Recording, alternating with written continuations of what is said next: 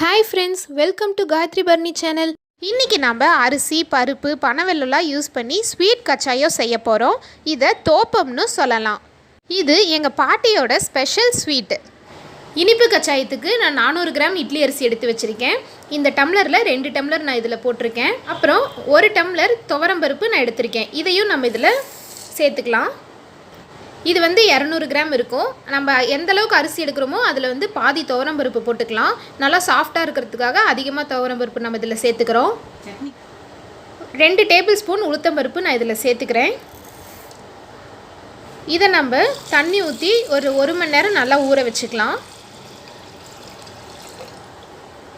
இந்த ஸ்வீட்டில் நம்ம பனவெல்லம் தான் சேர்த்துக்க போகிறோம்.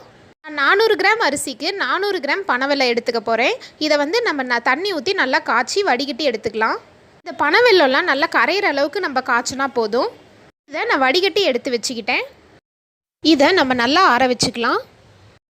அரிசியும் பருப்பும் நல்லா 1 மணி நேரம் ஊறிடுச்சு. இது நல்லா கழுவிட்டு கொஞ்சம் கூட தண்ணி இல்லாமல் நல்லா நம்ம வடிகட்டி எடுத்து வச்சுக்கலாம். இப்போ நான் நிறையா அரிசி எடுத்துருக்கனால 400 கிராம் அரிசி எடுத்துருக்கனால நான் கிரைண்டரில் அரைச்சி எடுத்துக்க போகிறேன். நீங்கள் கொஞ்சமாக இதில் பாதி 200 கிராம் இல்லைன்னா 100 கிராம் எடுத்துக்கிட்டிங்கன்னா நம்ம மிக்சியிலே போட்டு அரைச்சி யூஸ் பண்ணிக்கலாம். அரிசியும் பருப்பும் அரைக்கும் போது நம்ம தண்ணிக்கு பதிலாக இந்த பனவெல்லம் காய்ச்சணும் இல்லையா, இதை தான் நம்ம சேர்த்துக்க போகிறோம். அது கூடவே 10 ஏலக்காய் நான் எடுத்து வச்சுருக்கேன். இதையும் நம்ம சேர்த்து நல்லா நைஸாக அரைச்சிக்கலாம். அரைச்சதுக்கப்புறம் நான் உங்களுக்கு பதம் காமிக்கிறேன். இப்போ நல்லா நைஸாக அரைச்சாச்சு. இது கூட ஒரு மூடி தேங்காய் பொடியாக கட் பண்ணி வச்சுருக்கேன். இதையும் நம்ம இதில் சேர்த்துக்கலாம். இதை நம்ம கலந்து விட்டுறலாம். இந்த மாவு பார்த்திங்கன்னா இட்லி மாவு பதத்துக்கு இருக்கணும். இப்போ ஒரு பாண்டிலில் ஆயில் ஊற்றி நல்லா ஹீட் பண்ணிக்கலாம். அது ஹீட் ஆனதும் இந்த மாவு அதில் சேர்த்து நம்ம பொரிச்சு எடுத்துக்கலாம். இந்த கச்சாயத்தில் நம்ம அரிசி, பருப்பு, பனவெல்லம்லாம் சேர்த்திருக்கனால இது ரொம்ப ஹெல்த்தியான ஸ்வீட்டு. இதை குழந்தைங்களுக்கு நம்ம ஒரு ஸ்நாக்காக கொடுக்கலாம். அவங்களும் இதை ரொம்ப விரும்பி சாப்பிடுவாங்க.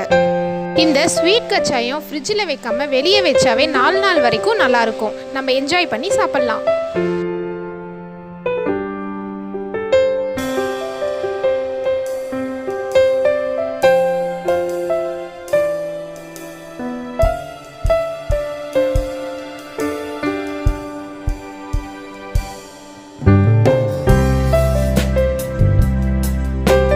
இந்த கச்சாயம் நல்லா பொரிஞ்சிருச்சு. இதை நம்ம எடுத்துக்கலாம்.